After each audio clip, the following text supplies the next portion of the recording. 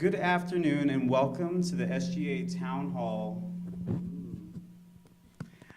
My name is John Kirk and I have the honor of serving as your student body president. And my name is Mary Elizabeth Thornton and I have the honor of serving as your student body vice president. We are so excited to have you all joining us for this town hall, either live or in person or via YouTube. Joining us today for our first town hall is University President Dr. Rick Muma and Executive Vice President and Provost Dr. Shirley Lafever. Thank you both for joining us today. To get things started, we're going to turn over the mic to Dr. Muma and Dr. Lafever for some brief remarks and some updates. All right. Can you all hear me? Sounds like you can. It's good to be here with you all today and those who are joining us virtually. We have a lot of great things going on at the university right now. Highest enrollment in more than 30 years. Our research is growing, raising lots of private dollars to help support the university. And we're focusing on students and trying to be a student-centered campus. And we'll talk about all of these things as the day or the hour goes on. I'll turn it over to Shirley. Hello, everyone, and it's my pleasure to be here as well, and looking forward to your questions. Awesome. So thank you, Dr. Muma and Dr. Lafever, for those updates. Over the past week, we provided an opportunity for students to submit topics, questions that they would like for us to focus on during this time and narrowed them down to 8 different topics. We will go through these topics one by one and provide a chance for folks to ask questions. We have some prepared questions as well, so for those joining us in person, if you'd like to ask a question, just raise your hand and we'll call on you. And for those joining us live on YouTube, just drop your question in the comment box and we will ask it. So let's get started. So one of the first things that everyone has brought to our attention is the university's DEI plan. So the first one would be, how is the university's DEI plan going, and what are the focus areas for this year? Thank you for that question. And just for a little context, the last several years, we have been trying to solicit feedback from a variety of constituents across campus. So just gathering information about what we want to include in our DEI plan. Now we've gathered that feedback. The plan is posted on the university website. If you search DEI, you can go to it, but you'll see that it's organized around our five goals. Student-centeredness, I'm not going to get all 5 of them, but around the university goals.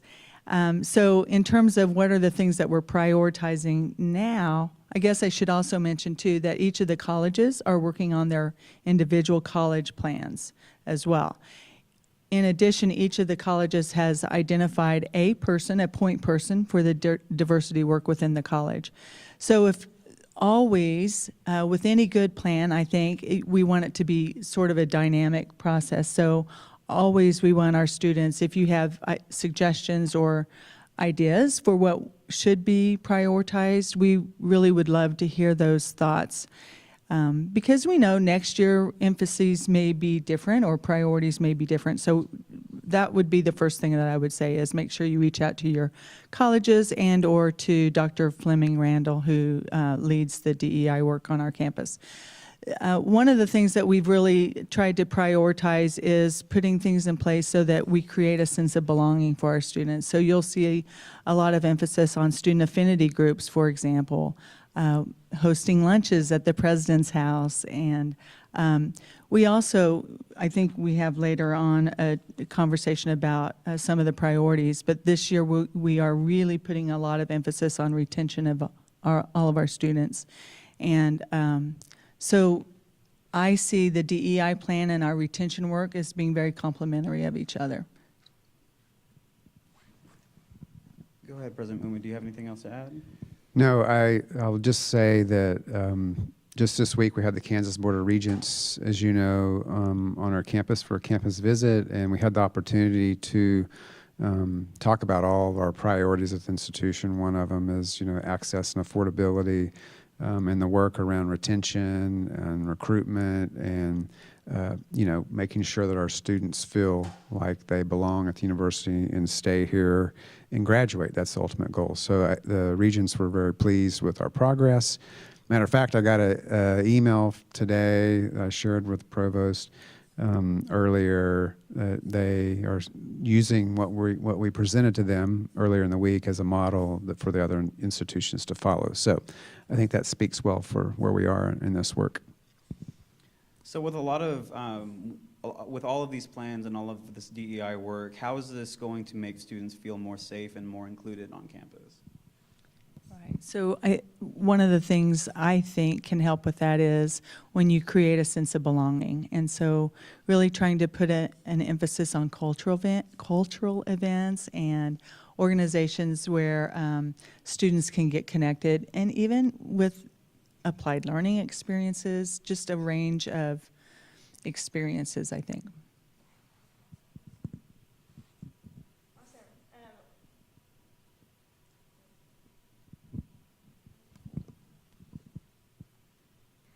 All right, thank you for those updates. We'll go ahead and move on to our next topic, which is the timeline on the College of Applied Studies Dean search. My first question is, how is the search going for the College of Applied Studies Dean? And when do you feel like, when do you anticipate that we'll have an announcement? Great question, and I plan to make a phone call today to make an offer to one of our candidates. So depending on how that conversation goes, I hope to make an announcement early next week. For those who are unaware, can you walk us through kind of what a typical search process for a dean looks like? Sure. So always starts with talking with the colleges. So for College of Applied Studies, I went over and met with the college faculty and staff, and I think we had some students in the room as well, and just asked what they would value in a dean. And then kind of put that list together. We did hire a search firm to conduct that search, and really what that means is it's a group of people whose expertise is searching for academic leaders. So they really know how to go out and solicit applications and really get people who are a good fit. And so one of the things that I shared with the college in my very first meeting with them is we really want leaders and deans on our campus who understand our mission of applied learning and the 3 priorities that President Muma has identified, and has a priority on diversity, equity, and inclusion. Those really were central in our conversations, and that was the same feedback that I shared with the search firm. So once the kind of the job description or the list of priorities are identified, then we put together a search committee, and the committee consists of faculty, staff, students. There's usually a dean representative, and so the search firm will solicit names of applicants, and then they'll go through those individuals' qualifications, bring forward those who meet the minimum qualifications, and then the search committee will go through those applications, narrow it down to a smaller field, and then we do Zoom interviews with that smaller field, and then narrow it even closer to 3, sometimes 4. For CAS, we had 4 finalists who came to campus, who then participate in a day and a half of interviews with every constituent we can think of. And then all of the feedback from all of those sessions comes to me, and then I make a decision. I usually consult with the president and the deans, but ultimately I'm the one that makes the decision on that. Awesome, thank you. Last question along the lines of a dean search. So with the retirement of the Grant Fine Arts Dean coming at the end of this academic year, do you all have steps going forward to start looking for a replacement? So we will follow the same steps, and where we are at presently, I have met with the college and I have met with the search firm. So the next step will be for the search firm to meet with the college and, or the search committee, sorry, and just kind of listen. The search firm will listen very intently to what the college, those representatives on the committee want in a dean. And so pretty much the same process. We hope to have a new dean for the College of Fine Arts named by this summer, hopefully this spring, so that they can start July 1. So one of the biggest things, everyone knows about it with Woolsey just being built and all of the prospective construction happening on campus from the RSC, Wilner housing, the new facilities being announced for our soccer team. What are some updates with all of those construction projects that we're going to be going forward on? Yeah, I can cover that. And I have some slides if you can pull that up. Right, that's the first one.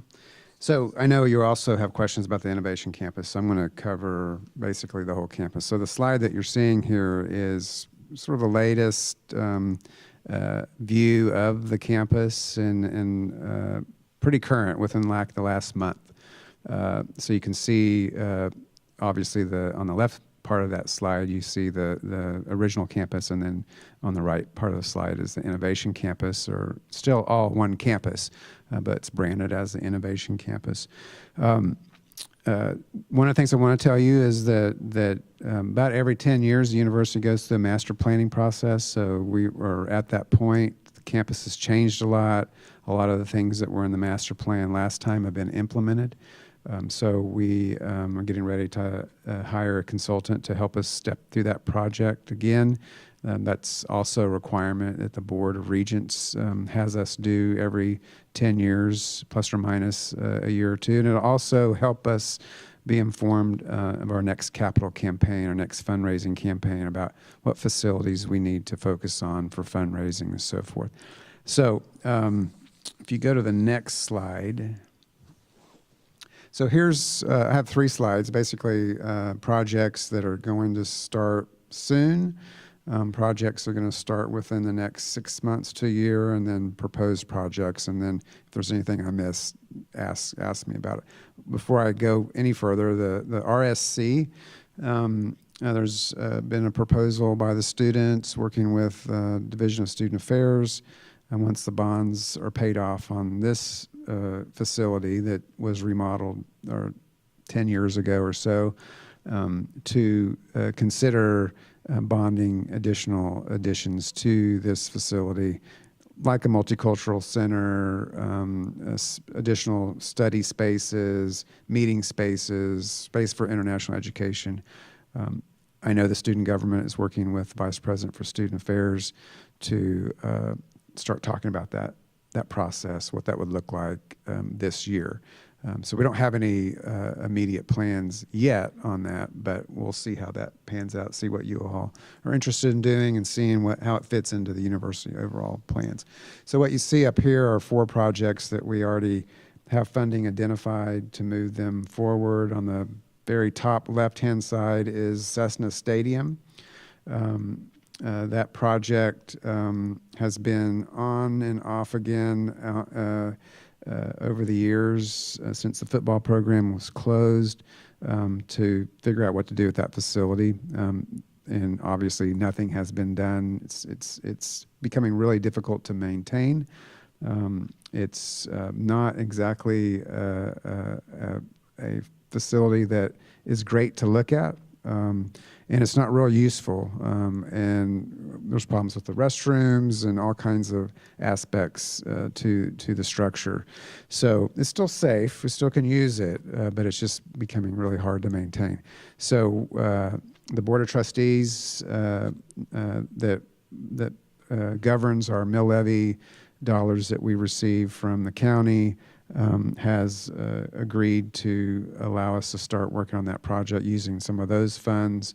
And so next summer, we're going to start that project. We're right now working on the design aspect and all the approvals that's needed. So what you'll see, the first thing after the state track meet, and that's the other thing, is that we want to be able to continue to have the state track meet here at the university. It's the only state that's able to have all levels of a competition, and it's really important for the state for that to be able to continue. There's no other facility big enough in the state to accommodate that. So we're trying to do all of this to accommodate that in our own track and field program. So this next summer, after the track meet and the use for our track and field is completed, we're going to take down the east stand and do some infrastructure work, build back a bermed area where seating can be had on a grassy area to allow for concerts potentially in the future. And then, so that'll be next summer. And then the following summer, again, we're trying to coordinate around the track meet and these other things that we do in the facility currently. We will replace the field to allow for regulation soccer field for the possibility in the future of soccer as an NCAA sport here, Division I sport here at the university, likely to be a women's soccer program. And because the soccer field is wider than the football field that we currently have, we'll have to redo the track. And so that'll happen the following summer. At the same time, we'll add seats on the north and south side. And then the following year is when we would start working on the west side of the facility, which is a lot more expensive. So it's going to require some private fundraising to make that a reality. But you can see what on the map, a pretty good looking facility when it's all said and done. So and we need something like that for our own track and field program. You all know about the Shocker Success Center probably now that the business schools moved to Woolsey Hall. Clinton Hall is vacant, and we are going to repurpose that into the Shocker Success Center. Totally get it. Move 17 different student support service offices into that facility. You know, it's close to this building in a library, so it's really centrally located. Currently, the Clinton Hall is not an attractive facility. It won't look like you see it today. It'll be modern, like what you see here in the RSC. Really cool open spaces. I'm looking forward to that project starting. It was going to start this next month, but there's asbestos in the facility more than we thought, so they're getting rid of that. And so construction will probably start in January and it'll take about a year and a half. So June of 24 is when we're expecting that facility to open up. Right in the middle, that yellow building, the proposed building is a new research facility that is being made possible by the fact that we got a Build Back Better regional challenge grant from the federal government to help further spur advanced manufacturing, smart manufacturing principles for small companies. So that would be a research and training facility that would be built in that location that you see on the map. And then the last one on that slide, upper right-hand side, is an addition to the Marcus Welcome Center where admissions is. Been working on this for a number of years to be able to put offices together that are complementary and show the full life cycle of what it means to be a shocker. So, you know, we talk a lot about applied learning. We want to make sure students understand the moment they show up on campus when they learn about Wichita State, that they see what those opportunities are. So we have the admissions office there so they can talk about the different majors and those opportunities. But we also need the career development office there, the Shocker Career Accelerator office there. Right now, they're located all over the place, not conducive to students hanging out in their offices, and so we're going to add a new wing to that facility. We received a private donation to do that from the Marcus family, and that's going to start also later this semester, first part of January, and that'll only take about 10 months to complete. And so the career development, the Shocker Career Accelerator, admissions will all be in that new facility, have a new way students work through the facility and learn about, you know, being a Shocker, and then go into the career development, Shocker Career Accelerator area, and then it'll open up onto the innovation campus and they'll see all these opportunities. So that's a really unique aspect of what we'll be able to offer. So the next slide. So near future projects. So on the right upper portion of that slide is where Brayburn Square is, where the Social Tap and Fuzzies and what's that coffee shop called? Starbucks. I don't know why I was blanking on that. The idea was always to further develop that area, and it kind of got slowed down because of COVID. There's a need for more housing in that part of the campus, not necessarily student housing, but additional housing that professionals might want to live in, but also students could rent those apartments too. So there'll be apartments that, like that you see like in Delano. There's some new areas of development down there. But also some opportunities for mixed use, new restaurants, other kind of retail would be available there too.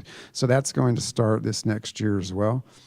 And then if you see where it says multi-use, right just south of where those apartments will be built on the other side of the lake, we're hoping to have a multi-use facility. There's really not a facility, certainly not on campus, but in this city that will accommodate 1,000 people for an event, sitting in round tables. So we really need that. This community needs that. So we're hoping to partner to do that. And so you'll see that happen. And then the ATF, you probably heard that the ATF, Alcohol, Tobacco, and Firearms, is a federal agency that controls gun violence and those sorts of things, firearms, is moving all of their gun crime intelligence operations to that facility that you see highlighted there. And they're also going to build an additional facility called P3B for expansion. And then north of those buildings, those two buildings, there will be another partnership building that'll break ground this next year too, or this academic year. So that will only leave a few other spots. So if you go to the next slide, if you look down on the right-hand portion of that slide, you'll see P5, P12, and P10. Those are short for partnership buildings. They're just numbered. Those are the only other spots that are available to develop further relationships, partnerships with other companies, businesses, entities who are interested in coming to campus. We're always talking to different companies about coming to campus, and so those conversations will continue to happen and get feedback from the campus to see what folks think about that. And then once those initial apartments are built, we will, and those are leased out, then we'll build some more apartments that you see up on the corner of 21st and Oliver on the upper right-hand part of that slide. In terms of future student housing, the Flats has a piece of land that's just west of the facility, one wing of the facility, which is just east of the YMCA. Well, right now, we feel like we have the right amount of housing for the amount of students who need that in terms of those who want to live on campus, but we know that as we're growing, we need to be thinking in the future, so we're evaluating what it would cost to add on 2 wings there. We haven't made any decisions on when we would do that or how we would fund that. So that's what you see right there in the center. And then right here on the lower left-hand portion of that slide,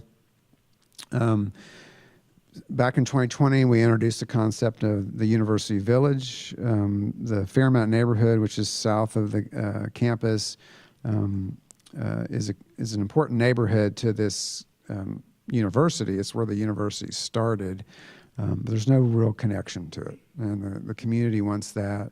They want more services. They want, for example, a grocery store. They want a drugstore. They want child care, those sorts of things. And so we put out an RFP to see if there's any interest, and there is interest of one of the developers called Lane 4, which is based in Kansas City, and they've done a lot of development around KU's medical center up in Kansas City. We have land there. We have those 2 parking lots that are south of the campus. Once the Shocker Success Center is open and renovated, and the Marcus Welcome Center addition is completed. The folks that are in Brennan Hall 1, 2, and 3 will move into those facilities or other facilities that other people move from. So we will take those buildings down. And then at the corner of 17th and Hillside, just south of McDonald's, that corner, those are 2 international education buildings. It's not on here, you can't see it, that house intensive English. And they've already moved out of those buildings into Linquist Hall. And so we're getting ready to take those buildings down. All these changes allow us to take deferred maintenance off of our balance sheet, and this actually helps us save money because we have to keep a reserve amount of money to take care of these facilities. In any case, you can see a rendering of what that might look like there. That's not at all finalized, but the idea is to make a connection to that community from our campus. And so I think I've talked about all of the projects, and that was a long answer to get to your points. A couple of questions have been asked on a form that we have that have to do with this. So the first one is, for this full map that you use for all of this production, is it going to be public, and where could the students find that? Yeah, well, we've talked about it at all town halls. We could make it more public, but it's all recorded in those town halls, and that's one way that, or we can provide the information to you all, and you can make it available. Okay, and then the final one for that would be, what are the, if we know as of now, what are some of the minimum qualifications for the living in the new apartments on campus? So bringing them in. So those are going to be kind of the typical apartment that you could lease anywhere in the city. So it'll be up to the developers who are building those. We're not paying for any of those apartments. This is private development. With all of those kind of projects and things like that, do you foresee any new partners or restaurants and stores in Brayburn and around that area? There are some new restaurants coming in. I think a new sandwich shop, a corn dog place. They haven't been totally finalized. A bicycle shop, and that will pretty much lease out those facilities that are currently there, and that's why the developers are interested in continuing to develop, because they're going to run out of space. Absolutely. And then do you have like a vision for, the innovation campus, the construction projects, a vision for what will be the innovation campus? Well, I covered some of that already in terms of what I just showed in those slides. If you can go back to the that particular slide. So yeah, that one. There's only 3 spots left. Basically, the ones are just east of Wilsey Hall and then the corner of 17th and Oliver. We do have the ability to further densify. There's some parking lots that are not well utilized that we could build additional facilities there. We do have some land that we own around the university, like the corner of 21st and Hillside, where Fairmount Towers used to be. So there's ability there, but it will continue to be focused around what it is now, which is really shaped up to be a digital ecosystem. You have the Smart Factory, you have NetApp, we have the National Institute for Research and Digital Transformation, we have NIAR, we have the new business school, which is technologically advanced to allow for that kind of thing. But that's really what it's shaping up to be, and rightly so, because every job in the future is going to be related to technology. And we want to make sure our students and our faculty and staff have access to those kinds of resources. Definitely. So one thing that we have been doing together is you and I have been talking about like our focuses and our initiatives going forward. With your exec team for the 2022-2023 academic year, what is your main priorities and focuses for this academic year? So that's really clear. This is all we ever talk about. 3 priorities of the university. The first one is affordability and access, making sure that education is affordable, a good value for students to want to come here, and then accessible. That anybody who's interested in coming here, we find a way to get them here. That requires us to be focused around retention efforts, which Dr. Lafever has talked about, making sure once students are here to support them so they'll go on to graduate. But also that requires us to raise additional dollars for need-based aid, and we have had a lot of success with that over the last 3 or 4 years. That's why we're growing as an institution, is because we're providing that that gap, the aid that fills that gap for students to be able to come here to have their full cost of education covered.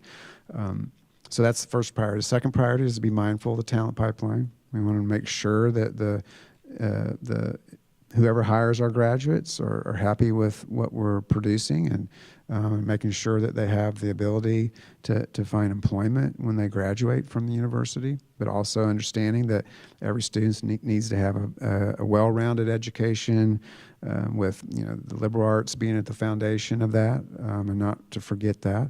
And then the third one is to increase economic prosperity for this community. We're an urban public research university. We're the only urban public research university in the state, and the whole purpose of an institution like this is making sure that we keep an eye on affordability and access, but also help our community solve problems through research, through creative activities, and other service initiatives. And so a lot of the research that we do on this campus is to help industry partners, community partners, agency partners solve problems, and using our research expertise to do that. So those are the 3 things that drive us every day. Thank you. Switching gears a little bit, we want to look at the future of athletics. With the new athletic director on board now, what are some of the projects that are coming down the pipeline, some things that you're excited for? Great question. And have you guys invited the director of athletics to come talk to the Student Government Association? Yeah, so has he done that yet? No, not yet, but thank you. No, not yet, but he will be coming within the next coming weeks. Okay, so I think that's going to be a great first start, so you can kind of understand further. But I hired Kevin Saul, who's director of athletics, to make sure that he focused on a couple of things. First of all, making sure that we had a good environment to make sure our student athletes are successful, not only in their sport, but also as students, they go on to live productive lives after they graduate from here. So that's the most important thing. Also, making sure that we have to be mindful that many people intersect with the university through athletics, and they may not be a student or a faculty member or anybody who has a connection to the university, except because they like to go to the Shocker basketball games or softball games. To make sure that we fully connect with that constituency group, to make sure that they're satisfied with their experiences and making sure that they're a part of what we're doing here. And then the other thing that I've asked him to do is make sure that we focus on making sure that we have the resources needed to fully compete in the American Athletic Conference in the top third of the conference in all of our sports. So he has a goal of every team to win a championship in the next 5 years. We've won 6 in the first 5 years of being part of the American Athletic Conference. But we need to make sure that the expectations are set so coaches know, players know that that's what we're shooting for. That will help us in a whole bunch of ways in terms of our reputation as a university. And then the final thing is that there's a lot of operational things that are complex and need to be taken care of in terms of running an athletic department. And so I've tasked Kevin to make sure that the athletic department is fully operational and running well. So he has a lot to do, and he's hit the ground running. He's been here about 4 months, and he's actually changed a lot. Those of you who pay attention to athletics, you probably have received an email from him or a voicemail from him or a personal meeting from him. And I'm glad to know that he's coming to the meeting next week with you all. Is there anything that just really excites you about the future of the athletics department? Well, I have to say that our athletic director and what he's doing to help change the culture and really help with player development, coach development, setting this vision that we should be competing at the top of our conference. We have, in a lot of cases, the resources to do that. But those expectations haven't always been clear to everybody along the way. I'm looking forward to a great basketball season, both men's and women's. Volleyball's been doing pretty good. Tennis and golf been doing well. So just looking forward to the season as it progresses. And with something I'd like to add to is that the director has also been, you've probably gotten some emails about some banners that he's trying to get some student feedback on, and he's very excited. They've gotten some feedback on them. They've made a decision. If you'd like to hear more about them, I would strongly encourage you to go work and talk with him, because he's trying to make the athletic experience more student-driven again, like it was before COVID hit us. Yeah, and he wants a lot of participation among students at the competitions too. So, and he's trying to think about some creative ways of doing that. One of just a cool thing he's doing is that for basketball, each player, each student athlete is going to have their college patch on their uniform to kind of help promote that, hey, I'm a college of health professions or business major, kind of bringing that academic piece to it. And then in different breaks in basketball, they're going to parade out the faculty and staff of those colleges periodically through the seasons, just so people are reminded that these are not just athletes, they're also students, and help promote the colleges that they're in. So as we're transitioning some things in the university. There's been a lot of talk about the Hispanic serving institution in this university. Can we talk a little bit more about that and what that exactly means? Sure. So to become a Hispanic serving institution, what that means is 25% of our undergraduate student body identify as Hispanic. This fall, our HSI, 16% of our undergraduate student body identify as Hispanic. So that qualifies us as an emerging HSI.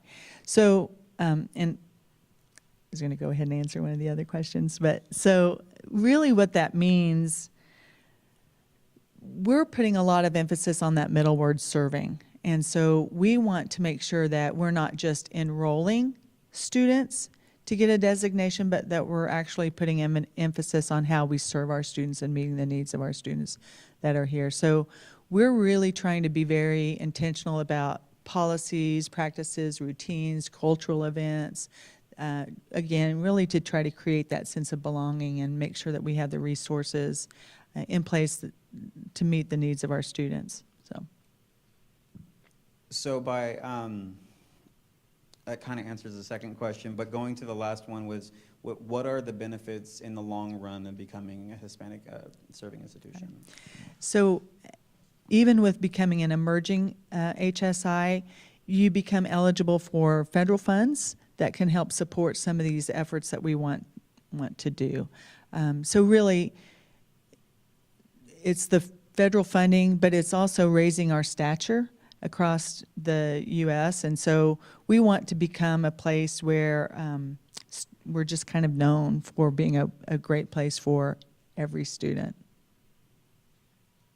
And just to be clear, this is for those that are watching, anyone that has this question, this is for the students.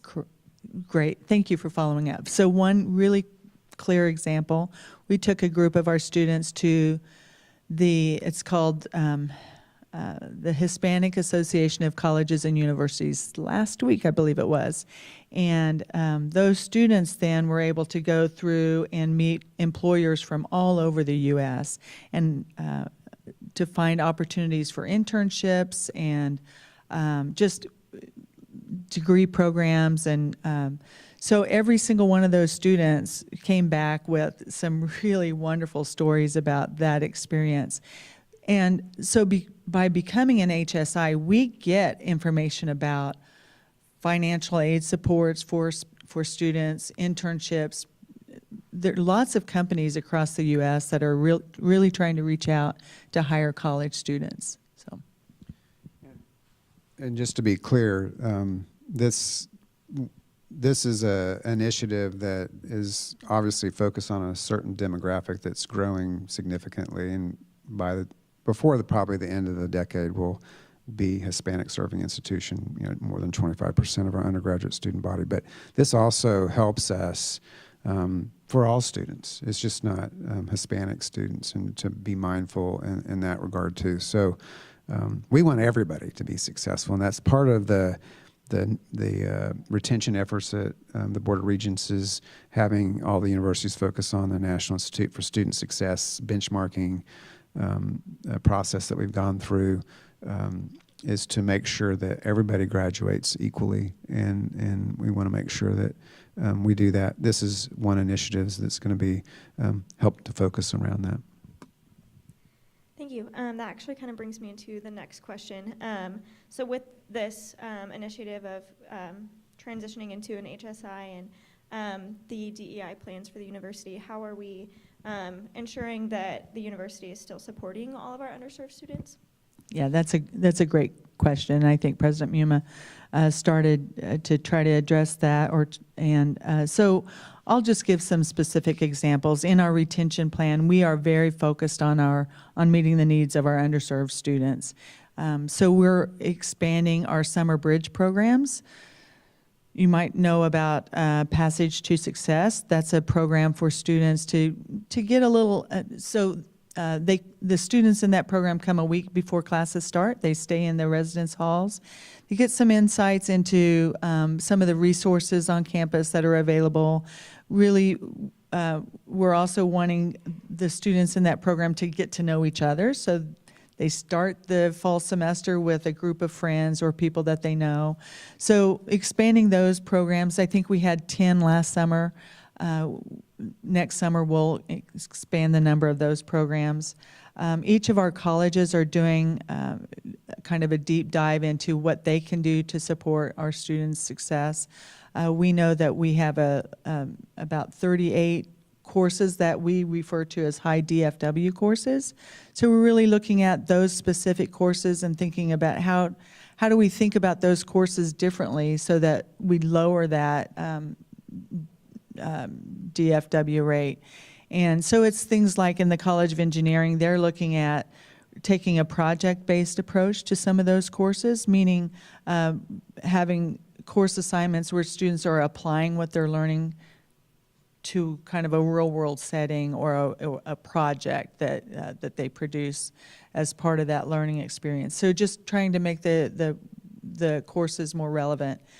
But it can also be things like advising and taking a more concentrated, comprehensive approach at advising. And so we have a timeline of activities, and so we have a clear path forward. And but again, really, your voices are important in that. So as you think of things or as you have conversations across campus, we want to know what your ideas are.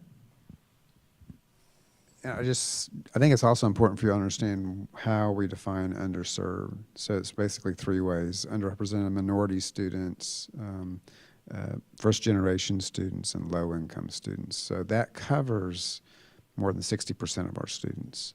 We're trying to take a broad approach to make sure that we cover the highest needs for the most students. Thank you. So you both have been here for a long time and are still fairly young in the senior leadership positions that you both hold as president and provost. What would you say is your favorite thing about being a Shocker and your favorite thing about your job? I think I was kind of surprised about this when I got into this job, that I knew I was going to have to spend a lot of time out in the community, fundraising, meeting with alums and various different groups, people who are interested in the university, and it's probably the thing I enjoy the most. And it's because I get to tell your stories, and the story of Shocker Nation and what we're doing here. We're experiencing a really sort of a renewed kind of growth at the university that we haven't experienced probably since we entered the state system back in the 60s. So great story, great outcomes, wonderful students, wonderful faculty and staff doing a lot of great things and great work. And that's an easy story to tell.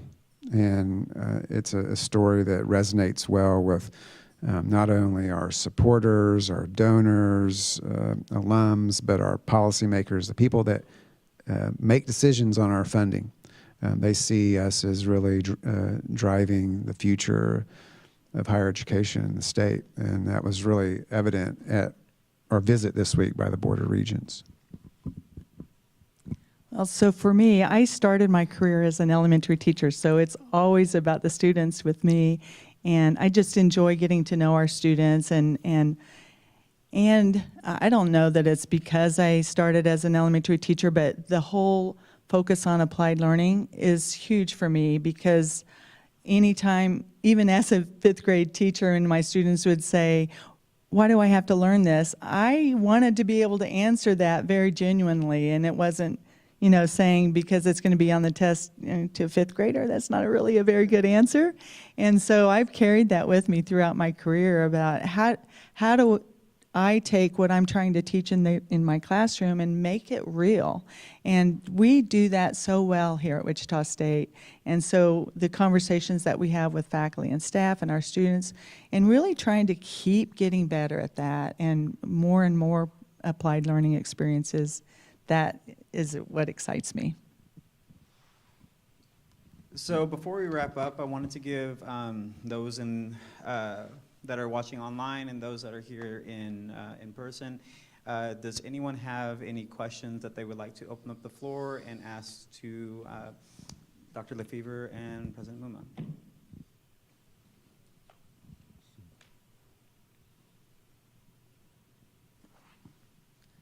Hello. So this question kind of came up in my head while you were talking about the future plan of infrastructure at the university. But I was just curious how the working relationship with the 17th Street apartments has shaped your vision for campus south of 17th Street. I think everybody also needs to understand, thank you for that question, that 17th is a private development. So we don't shape really that development. Those developers owned all of those houses that they removed there and have decided to do what they did. It certainly helps us understand the need for housing around campus. That's sort of a new phenomenon here at Wichita State. Of course, we didn't have a lot of housing other than if you wanted to rent a house or something like that, and a few apartments. But what it tells me is that there is a desire for people to live closer to campus and more modern type housing, because all of those apartments are pretty much leased out. And then there's also one at 21st and Oliver that's new as well. So it makes us think about how we view our own residence halls that we have currently on campus and ones that we need in the future. Like I was mentioning earlier, putting too many residence halls on campus is not a good business decision. So seeing what they're doing helps us decide how we might want to move forward. So we have conversations with those developers. They let us know what they're doing. We don't really shape that much of how they're doing it, although some of those apartments, not the 17th edition, but there's another one that just opened up. It's got the orange colors on the side of it. They asked us what do students want? How do they want to live? And so we gave them some feedback, and they try to incorporate that. Does that answer your question? Okay.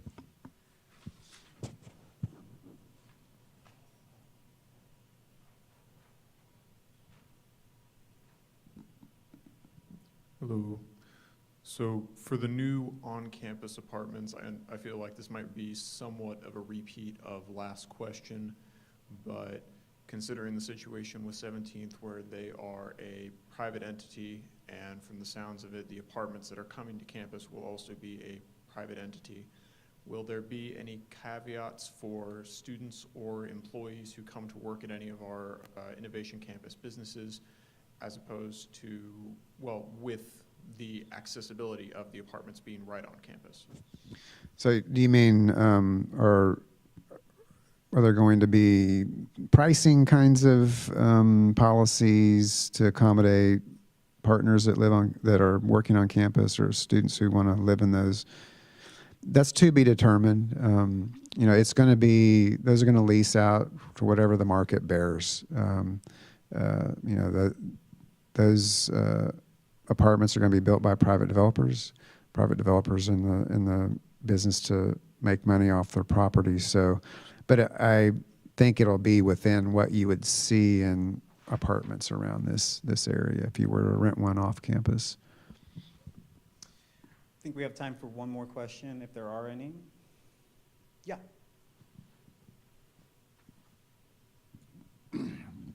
I would ask, as a returning student who's been in the workforce and had a career, not what you would consider professional, but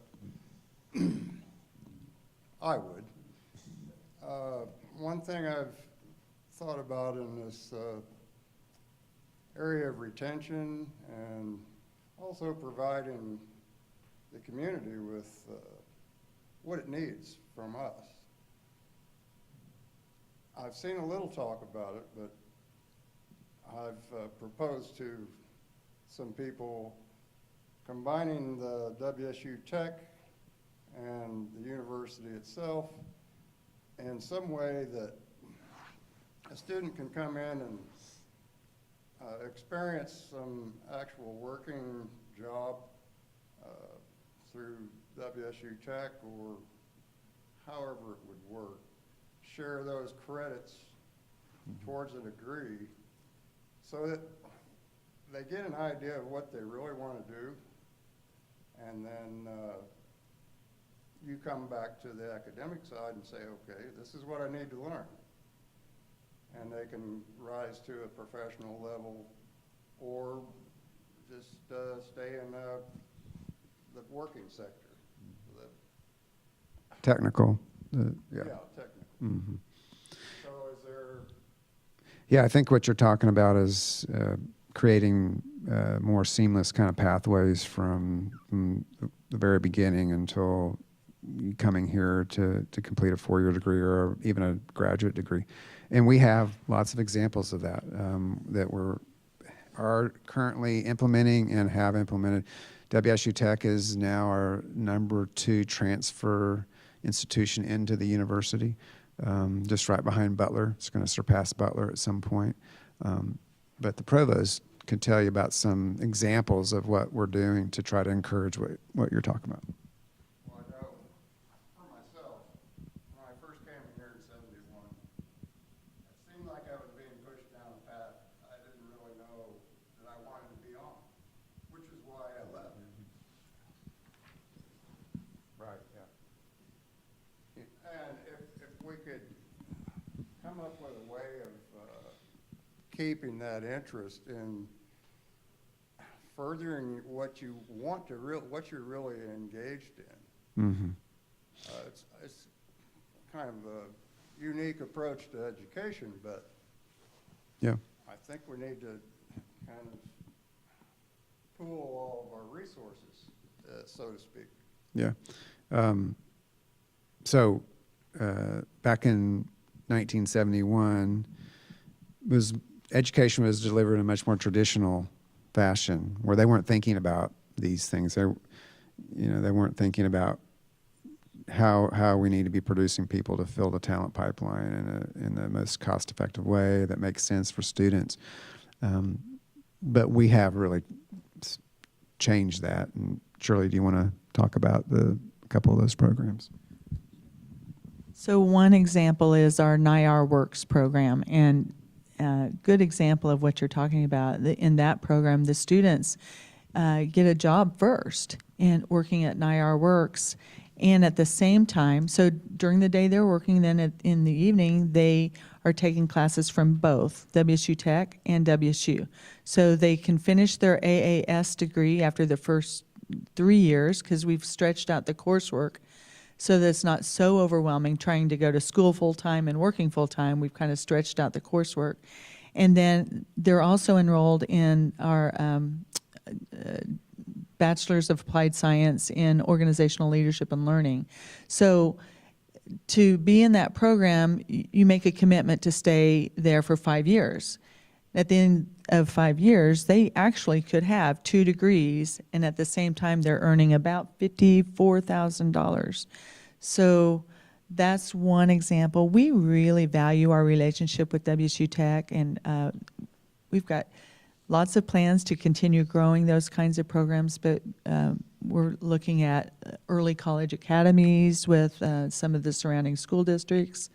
So kind of thinking about returning adults, but also high school to college students as well. So what I wanted to say to everyone and to all of the viewers that are listening, we had a few questions that were submitted, and what I intend on doing and what I am dedicating to do is I will get those questions. I have meetings set up with President Muma. I will get with both Muma and Shirley Lafever to talk about these so we can get answers to you as soon as possible. But with that, I wanted to thank both of you for taking some time out of your day to come and talk with the students, talk with us. SGA is excited for this year. We will be hosting regular town halls throughout the year to hear directly from you, our students. If there is anything that we can do for you or issues that that are coming up around you and you need help, please email us at sga@wichita.edu, or you can personally email me at sga.president@wichita.edu, or stop by the office in RSC 219. Thank you all for taking some time out of your day, and I hope you all have a great day. And as always, go Shocks.